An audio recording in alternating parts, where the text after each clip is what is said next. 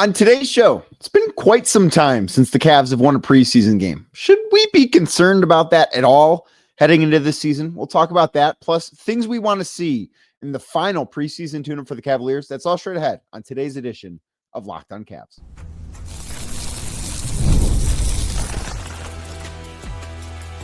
You are Locked On Cavs, your daily Cleveland Cavaliers podcast. Part of the Locked On Podcast Network, your team every day.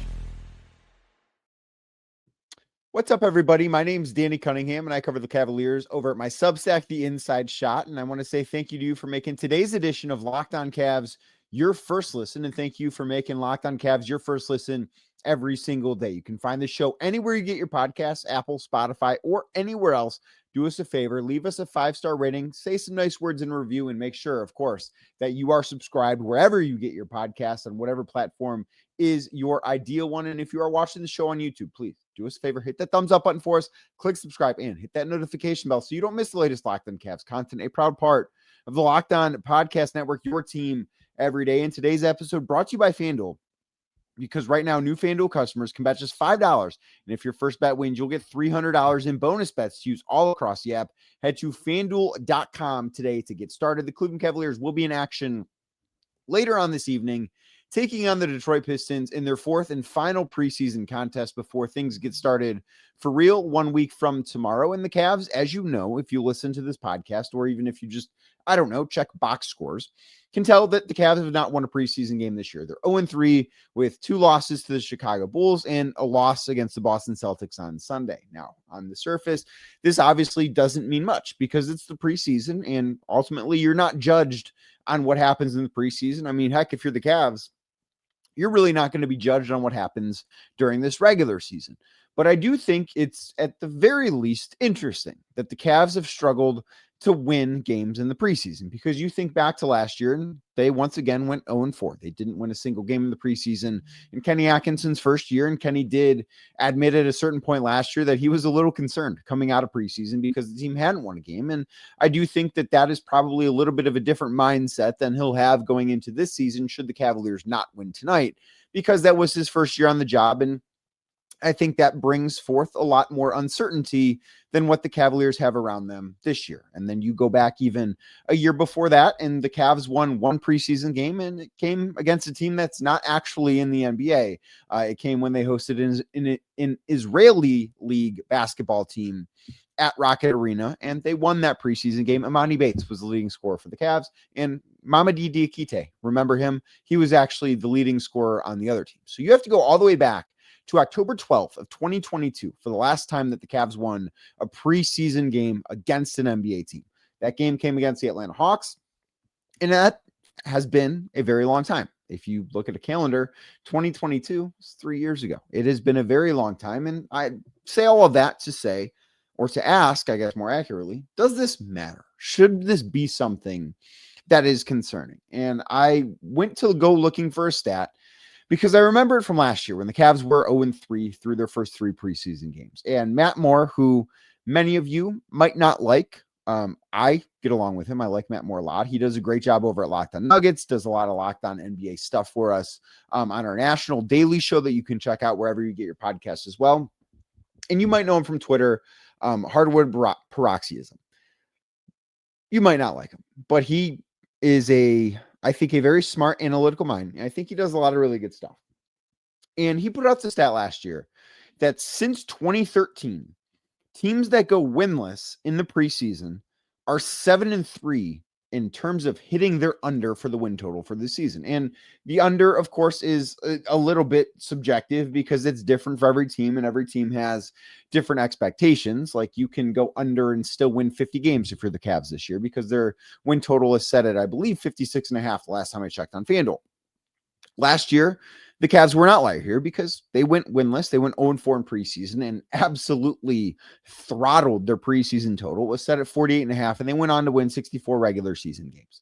So I don't know that it matters a ton, but I do think there's a lot of history here that says, you know what, this might be at least an eyebrow-raising thing. And I don't think it's a thing as if the Cavs just don't care about the preseason at all. Like, I do think there's some level of care. I think that there are people within the organization that would really like to see the Cavs win tonight and not go winless again this year. But I also look at it and say, well, on Sunday, none of the top 8 players in the rotation, whether because of injuries or rest, played in that game against the Boston Celtics. So when you're actively punting preseason games, because your way to ramp up the team isn't always the same for every 2 teams, like no 2 teams are the same.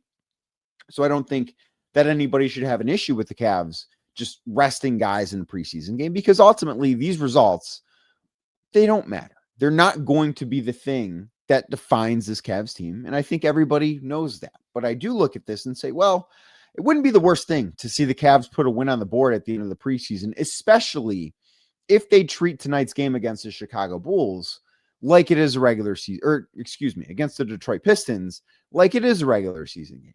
And I want to think back to last year, because the Cavs were in the same spot last year. They were 0-3 in their first 3 preseason games, and they were taking on the Chicago Bulls in preseason game number 4. Now, in that game, the starters played, and they played a lot. Donovan Mitchell played 35 minutes. Evan Mobley played 35 minutes. Darius Garland, who obviously was healthy at that time, played 32 minutes. Jared Allen played 32 minutes. Those guys played their essentially normal amount of minutes. Like Donovan Mitchell and Evan Mobley played more minutes in that game than they would go on to average during the regular season per game. And the Cavs played to win that game, and ultimately they lost it in overtime. Now, part of the reason why they lost it in overtime is the starters did not play overtime once, and I believe the Cavs had the final shot and they missed it. I don't remember exactly how it played out, but I believe that was what happened. And then the starting 5 from that night, which was the core 4 plus Dean Wade, didn't play in overtime. You saw Luke Travers start overtime, and that's just like, they no longer had the purpose of winning the game, but it was a game that they played 48 minutes to win, and then the final 5, they didn't. And I do wonder if that is going to be the strategy in the game on Tuesday night against the Pistons, because I do think it would be a good idea to play the starters. Maybe you don't want to get carried away. Of course, you don't want to play guys 38, 39, 40 minutes in a game that ultimately does not count in the standings whatsoever. But I do think that playing those guys close to their normal minutes allotment would be a good thing. And I think doing so could lead to a victory for the Cavs, which ultimately, I don't want to say should be the goal here, because it's just not the biggest deal in the world, as I've mentioned. But going 0-4 for the second consecutive preseason might feel a little bit weird. It might. The fact that Kenny Atkinson has won 64 regular season games with the Cavs, and we know the playoffs didn't go the way that everyone envisioned or imagined or thought that they would for the Cavs. But the fact that he could be 0-8 in the preseason as head coach of the Cavs is kind of funny. I'm not going to lie. Like, that is something that it's a funny footnote, because they had so much regular season success last year, and I expect them to have a lot of regular season success again this year. But I do think that this situation is a little bit different than last year's situation. I think last year's situation, the Cavs were learning Kenny Atkinson, and obviously they're not doing that again this year, but they weren't learning each other. The Cavs knew who they were as a roster because they didn't have turnover. They didn't go out last offseason and make a bunch of additions. They were, for all intents and purposes, the same team that ended the year before. Now, there were guys like Marcus Morris, who was on the playoff roster the year before, that was not with the Cavs during the regular season last year. Ty Jerome obviously missed 2 years ago, was a very big part of what the Cavs did last year. So they were trying to make very minor changes, but this team has, I think, more significant integration to handle than just, hey, how is Ty Jerome going to fit in? And especially when start of the season, Ty Jerome wasn't necessarily a big part of the plans. Like, he was playing 12 to 15 minutes a game until he really broke out and really proved that, hey, I need minutes. I can do a lot. I can be a big help. That wasn't necessarily like night 1. And yeah, the Cavs blew out their first several opponents, so it wasn't as if, yeah, Ty Jerome, big difference maker. Like, it kind of didn't matter because the Cavs were beating teams by 30 the first week of the season. So I look at that and say that was just such a different situation that I do wonder, is trying to integrate new guys something that matters this preseason? I certainly think it is, and I think that might be something certainly to watch on Tuesday night against the Pistons, and something I'm going to talk about coming up in a minute. But ultimately, I do think for the Cavs, getting a win against the Pistons, it's not the be-all, end-all. I'm not going to sit here and talk about how the Cavs need to go all out to get a preseason victory. That'd be silly. No one would believe it. I wouldn't believe it. And if I don't believe it, I'm not going to talk about it on this podcast. But I also look at it and say, I don't know that it would be the worst thing in the world if the Cavs found a way to get a win in the preseason, because it's been a long time since they've done it. And hey, it can't hurt to find a way to get a win. We'll see if they do tonight, but there are things, even if, as I have said, after every preseason game, the result ultimately doesn't matter. But the things that happen during the games, they do matter. I'll tell you what I think those things are going to be tonight against the Pistons next, right here on Locked On Cavs. But first, today's show brought to you by FanDuel. The NFL season is here, and FanDuel has an offer that you don't want to miss, because right now, new FanDuel customers, here's what is available to you. You can bet just $5, get $300 in bonus bets back if you win. That's right. Pick a bet, any bet. Just head on over to the FanDuel Sportsbook app, and you can find a plethora of things, including NFL, NBA. You could bet on the preseason game tonight if you so choose, or you can maybe bet on the Browns this weekend, because that is where we are going to go look to see, because the Cleveland Browns are somehow 2.5-point favorites. And Zach Jackson over at The Athletic has every year, because seemingly every year things go wrong, but he will tweet out, it's December in Berea. And Monday felt, despite the fact it was like 65 degrees, it was a beautiful day in Northeast Ohio. Monday felt a lot like December in Berea. Like, it just felt really late in the season for it to be this early in the season still, for the daylight savings time change to not even happen yet. So the Browns being favored by 2.5, and I understand Miami's got maybe the worst defense in football, and the Browns have a very good defense, but they've been anemic offensively. Man, I don't feel comfortable right now with the Browns as a favorite. I also don't feel comfortable with the Dolphins only getting 2.5. So I think that ultimately is going to be a stay away. The game that I really like is the Tennessee Titans +7 against the New England Patriots. Tennessee fired their coach on Monday. Brian Callahan out in Tennessee. They're going to get the new coach bump. You see it every year. I'm not saying they're going to win this game. They might win this game.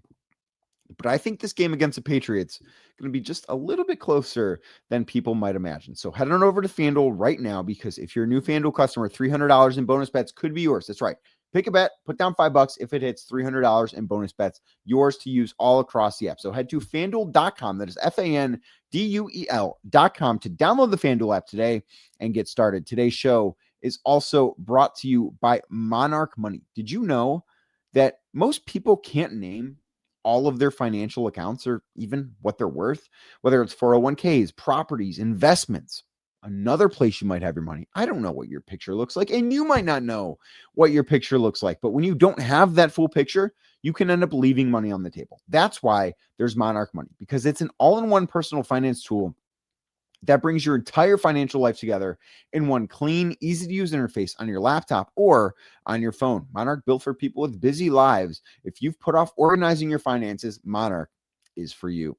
Monarch does the heavy lifting for you, because you can link all your accounts in minutes, see clear data visuals, get smart categorization of your spending, and finally feel like you're in control of your money without ever touching a spreadsheet. So don't let this financial opportunity slip through the cracks. Use code LOCKEDONNBA, that is LOCKEDON NBA, at monarchmoney.com in your browser for half off your first year. Again, that's 50% off your first year at monarchmoney.com just by using code LOCKEDONNBA, that is LOCKEDON NBA, to get half off your first year at monarchmoney.com. Thank you again for making today's edition of Locked On Cavs your first listen, and thank you for making it your first listen every day, wherever you get your podcasts, Apple, Spotify, or anywhere else. And in preseason game number 4, there are a few things that I do think are important to see. While the result maybe matters, maybe doesn't matter, I tend to lean to think that it doesn't. I do think the things that happen during the actual game do carry a little bit of weight. And thing number 1 that I think is important to see in this game is what I mentioned at the end of last segment. And it is essentially that the starters get starters minutes, because I do think it is maybe not the best idea to have next Wednesday roll up, Cavs in Madison Square Garden against the Knicks. And it's the first time Donovan Mitchell plays 30 minutes in a game. It's the first time Evan Mobley plays 30 minutes a game. It's the first time maybe Jared Allen plays 30 minutes in a game. DeAndre Hunter. Like, I would like to see those 4 specifically all play 30 plus minutes against the Pistons. I think that should be part of the plan. If we go based upon what Kenny Atkinson did last year in the final preseason game, I think that will be part of the plan. I think that those guys will play significant minutes in this game because ultimately that group needs to be ready to go. That is the most important thing at the start of the season, is that group is ready to go, because the Cavs right now, especially with having Darius Garland and Max Strus unavailable for who knows how long. I don't think Darius is going to miss like a crazy amount of time. Obviously, Max is going to be out for several months. But with those two not available, like the Cavs don't necessarily have as much depth as they would like to have. And I guess you could make the case that no NBA team has as much depth as they would like to have. But I look at this and say, the Cavs are going to have to rely on Donovan, on Evan, on Jarrett, on DeAndre. Certainly DeAndre in a way they have not had to before. And they need to be ready for that moment. And I have no reason to believe they're not. But I also would like to see them play real NBA minutes at least once before the season starts. Now, they played, I believe it was 18 minutes in the first preseason game. It was right around 24, 25 in the second one. Did not play in the third one on Sunday. I think it makes a lot of sense, especially after having a day off on Sunday, where I believe those guys didn't even make the trip to Boston. But those guys having a day off, you don't have to play, 38, 39 minutes. But I do think playing 32, 33, 34 minutes could make a lot of sense for the Cavs, just to make sure that those guys are ready. Another thing that I do think is important to see, because this I think has been a weak spot for the Cavs in the preseason, is role player success. And there are a couple of guys that I'm looking for in specific that I would like to see have good games against Detroit to feel a little bit better about this team at the start of the season. One is Lonzo Ball. And he didn't play in the game against the Celtics on Sunday. There wasn't necessarily a reason for him to play. But I do think that he's going through the process of getting comfortable with new teammates, playing in a new offensive system, playing for a new team. I think that is what we're watching happen with Lonzo Ball. And I understand that is going to be something that takes time. And I anticipate that's going to be something that lasts into the regular season. Like, I do not think that the guy we see play wearing the number 2 uniform for the Cavs next week against the Knicks is going to look the exact same as the guy we see in that jersey in March, in April, provided that he can stay healthy. Like, I do think that if he stays healthy, he's going to be somebody that gets better as the season goes on. But I do think there will be growing pains there. And I think that's totally fine. I think that's something to be expected. But I would like to see him have a little bit of a better performance shooting the basketball and just looking a little bit more comfortable on the floor with his new teammates in this game against Detroit. I think that is one of the, if I'm looking for role player success, Lonzo Ball is not the only one that I think we should care about from that standpoint, because I think I'd like to see Larry Nance shoot the ball well. I'd like to see Dean Wade have a better game than he had on Sunday. Although, as I said on yesterday's show, I did love that he took 7 threes. I think that is a really important part of his game. So I'd like to see those 3 guys, because I think those are 3 very important role players for the Cavs. I would like to see those 3 guys have good games for the Cavs. If they do that, I think you feel really, really good about where the Cavs are at. But Lonzo in specific is the one that I look at. I think it would be a really good sign. I think it would be a big confidence boost for him. And I think it could too sort of shine a light onto what to expect from some of the bench units that we see. And I know I talked about this a little bit on yesterday's show, but I would anticipate that some of the more important quote unquote bench units, and I don't love the term bench unit because you have starters out there.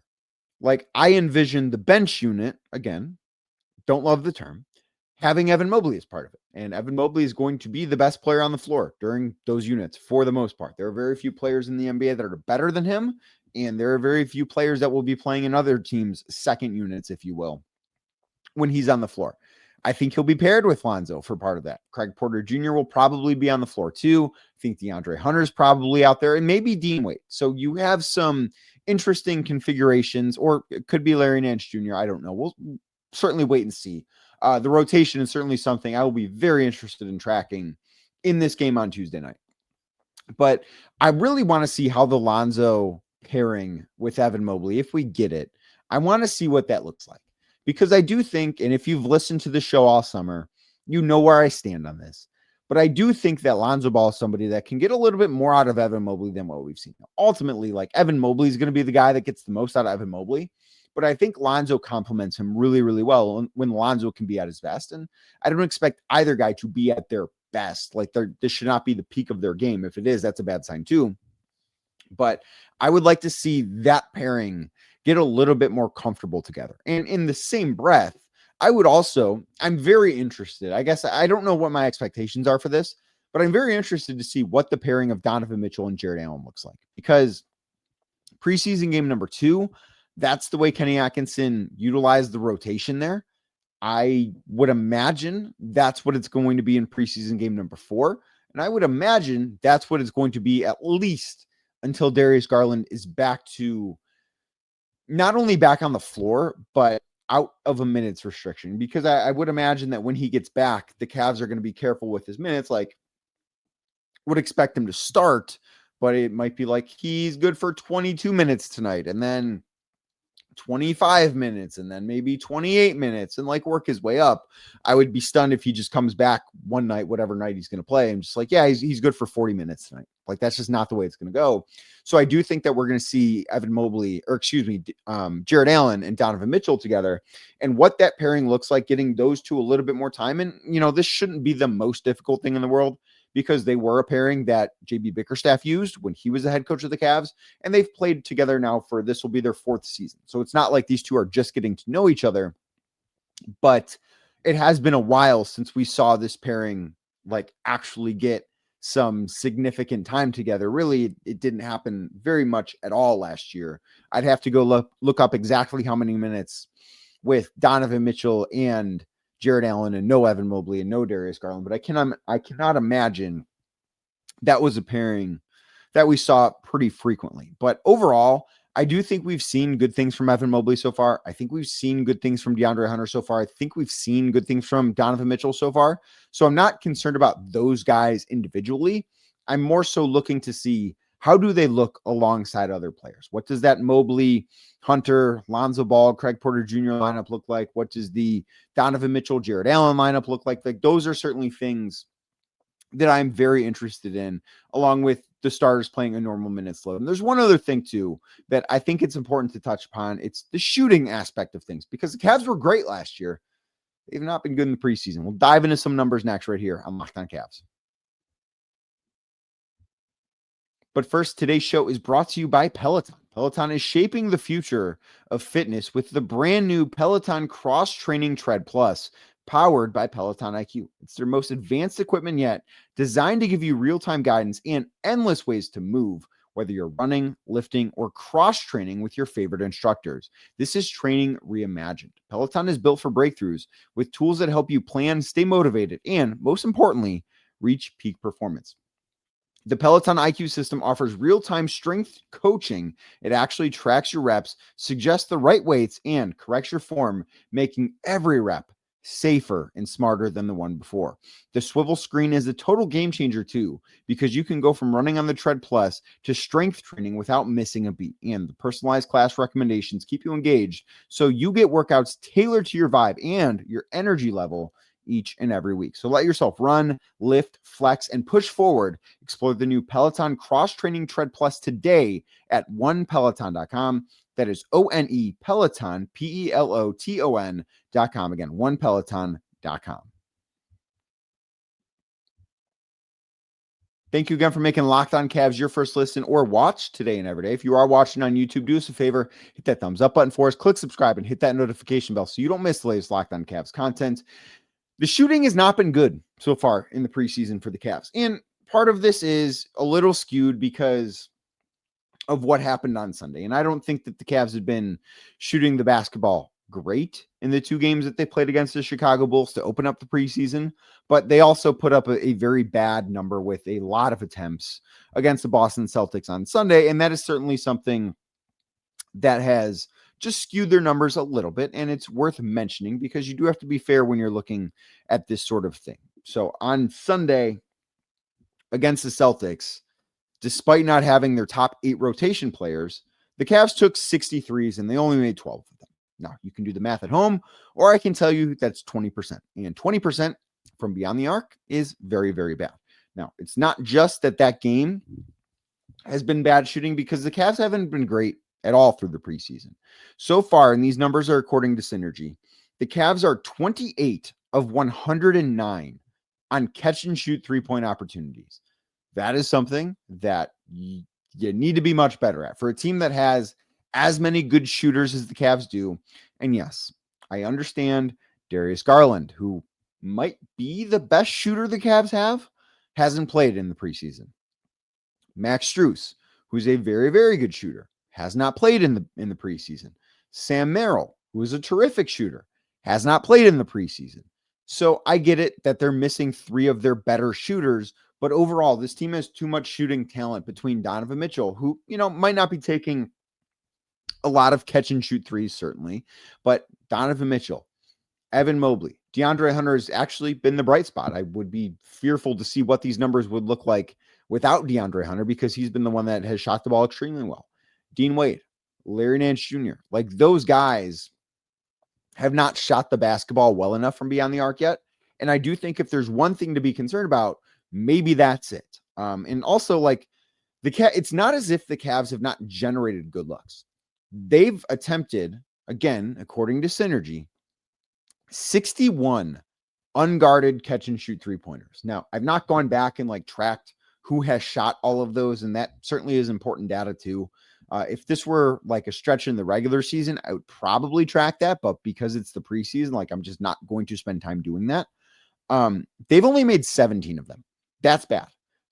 You should be, if you are a team that is as good of a shooting team as the Cavs are, you need to be around 25 to 30-ish. And I know 50% on unguarded catch and shoot threes is probably a bit too much, but 25 is a very, very doable number for the Cavs in that category. They are right now, on Synergy, it basically says how teams rate. It's excellent, very good, above average, poor, stuff like that. All of the Cavs offensive metrics in terms of shooting are bad right now. They're not making shots. A lot of it stems from they're missing really good looks that they have created. And I do think that tonight could be a night where that sorts to, it kind of goes back into their favor a little bit, because these things can be cyclical. And like I have said, the Cavs are far too good of a team to shoot the basketball like this for a long period of time. Now, I don't know that they're going to be the number 1 3-point shooting team in basketball again this year, the way they were for most of last season. I believe they finished number 2, but I would expect them to be near the top of that list, considering what their personnel is, considering the style of offense they play, considering how good they should be. So maybe that they're just getting all the misses out in the preseason. I don't know, but I don't think it'd be the worst thing in the world for them to see the ball go through the basket a number of times on Tuesday night against the Pistons. One last note wanted to provide. I did go to Darius Garland's event at Sense Pizza and Goods in Ohio City on Monday night. Pretty cool to see him interact with the community. He is somebody that certainly does some good things for the Cleveland community. Just wanted to highlight that a little bit. He was behind the counter, taking some orders, cooking some pizzas, interacting with fans.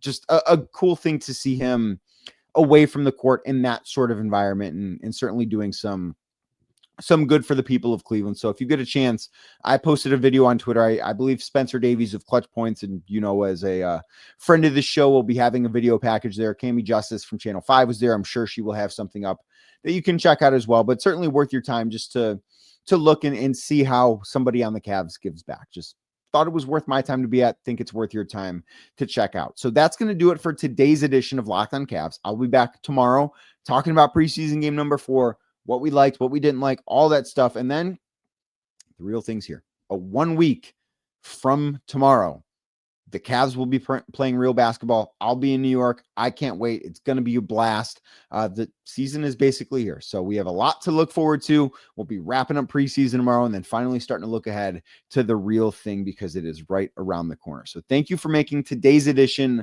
of Locked on Cavs your first listen. And thank you for making Locked on Cavs your first listen every single day. You can find the show anywhere you get your podcasts, Apple, Spotify, or anywhere else. Please do us a favor. Make sure you're subscribed wherever you get them.